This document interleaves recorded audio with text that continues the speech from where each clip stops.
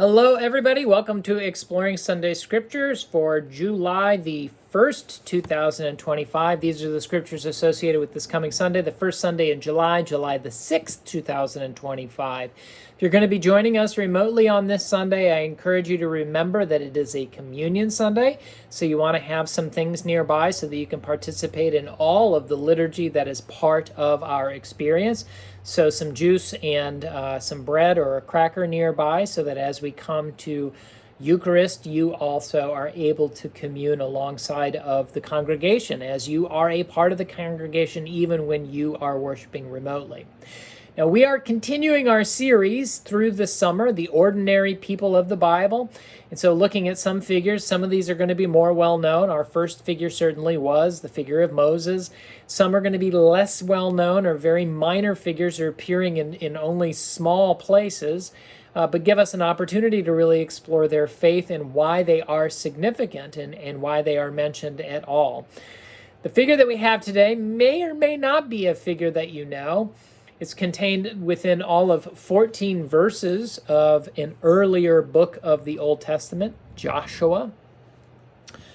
So this is recounting a specific time in the history of the Israelite people and some events surrounding the leadership of Joshua. But Joshua is the leader. That is not who we are focusing on in this passage. Before I get to that, I always encourage you, as I am doing right now with the context of this reading and where it sits in the Old Testament or what's happening with the Israelite people at this time, to take a little bit of time to appreciate what's happening in your life. So this is really exploring out the context of your own situation. What's happening with me? How am I feeling right now? What's influencing how I look at the world and how I look at my life, bringing me joy or perhaps bringing me some distress.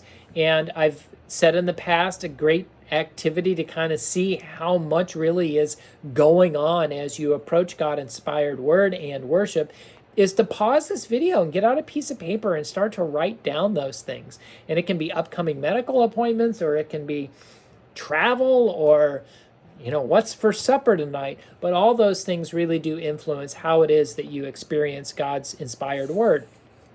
And sometimes when we take the time to really chronicle out all the stuff going on, it really brings into relief how much is swimming through our minds. And so in light of that, often what words or figures or others really pop out to us in a given passage.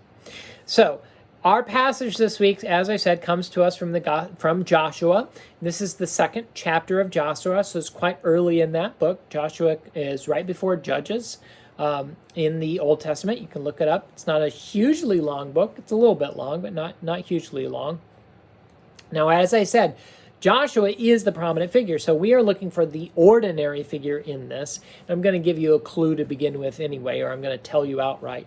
The ordinary figure we're exploring is Rahab, and how Rahab, who's really a nobody, becomes a somebody through her actions. And so that's really the focus of our passage is Rahab. So I'm going to read through these 14 verses, and it lays out a pretty detailed story. There won't be a lot for me to say about this, but I'll say a little more following that. And I encourage you, as always, to return to this passage if you can. Maybe read a little bit more around this story so you can gain some of the perspective on the context of where these verses are arising out of in the book of Joshua. So Joshua at this point is, I'm going to just let that ring. So I apologize that it's going to ring for a little while. Joshua is trying to get some intel on a fortified city. And that fortified city is Jericho. And so trying to get some information on what the status of Jericho is and how things are, that should go over to voicemail very soon. So I say as it'll ring 15 more times. There we go. So yeah, he's trying to get some intel on what's happening in that fortified city as they're looking up taking arms against it. So to really bring down the city. And so Joshua sends some spies there, and so we've got to sneak some spies into the city. And so that's the context for what's happening. is sending spies into the city to see what the state of the city is, how fortified it is, if there are any weaknesses that are there, how they can be victorious over Jericho. Then Joshua, son of Nun, sent 2 men secretly from Shittim as spies, saying, "Go view the land, especially Jericho." So they went and entered the house of a prostitute whose name was Rahab, and spent the night there. The king of Jericho was told, "Some Israelites have come here tonight to search out the land." And the king of Jericho sent orders to Rahab, "Bring out the men who've come to you, who entered your house, for they've come to search out the whole land." But the woman took the 2 men and hid them. Then she said, "True, the men came to me, but I did not know where they came from. And when it was time to close the gate at dark, the men went out. Where the men went, I do not know. Pursue them quickly, for you can overtake them." She had, however, brought them up to the roof and hidden them with the stalks of flax that she'd laid out on the roof. So the men pursued them on the way to the Jordan as far as the fords. As soon as the pursuers had gone out, the gate was shut.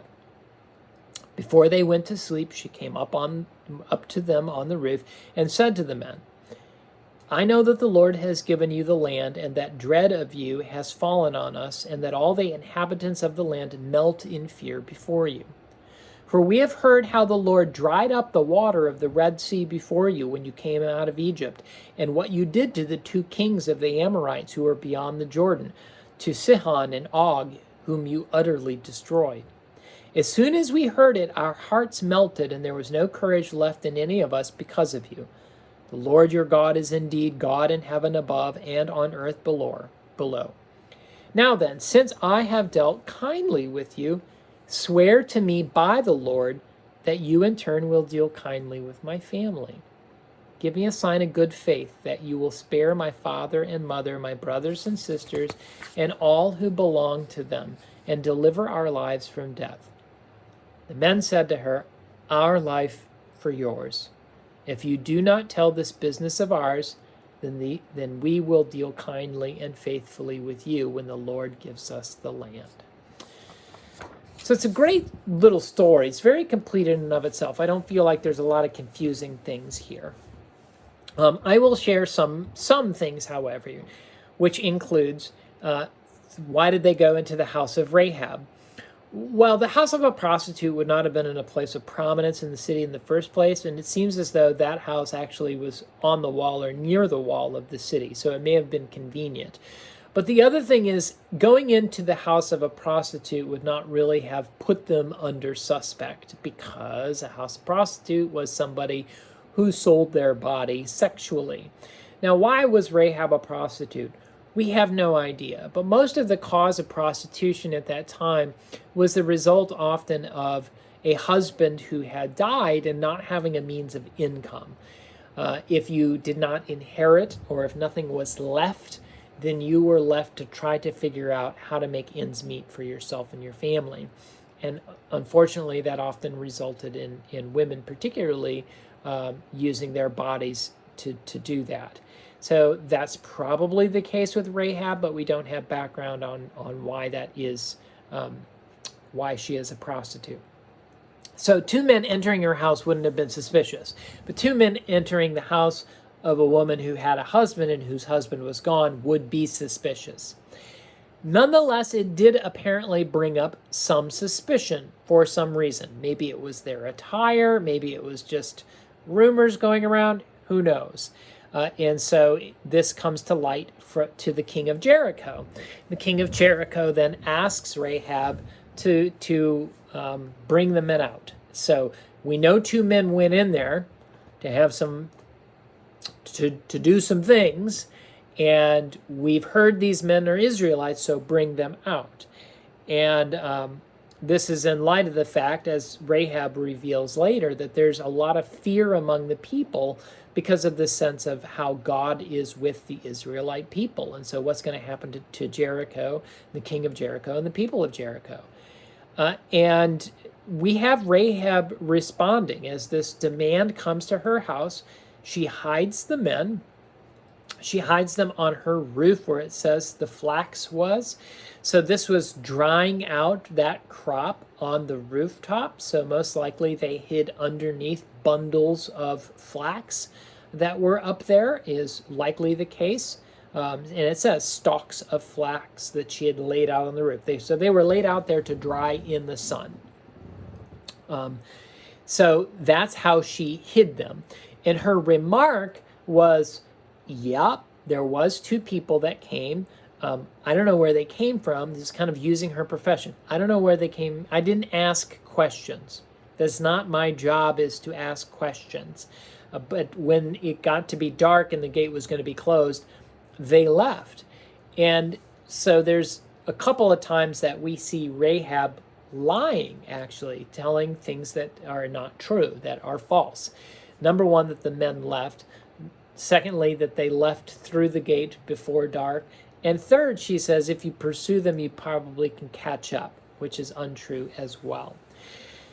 Now, following this, she goes up onto the roof and before these men go to sleep and starts to hedge her bets. And so she says, look, we've heard about you Israelite people. We've heard about your God.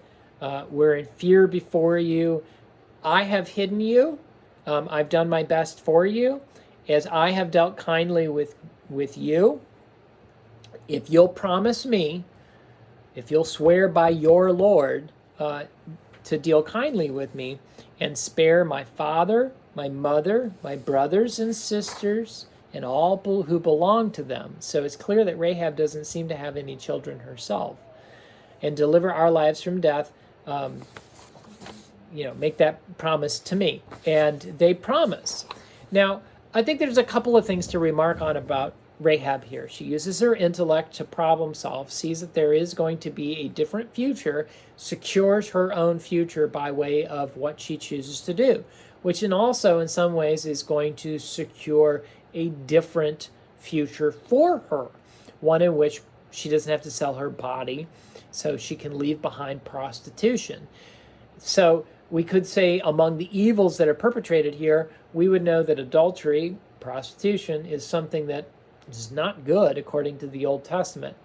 And lying is not good. But the greater good that's done, which is protecting God's people, and the faith that she shows in God. And we hear that in kind of her testimony about God. I know that the Lord has given you the land. I have heard how God dried up the Red Sea. The Lord your God is indeed God in heaven above.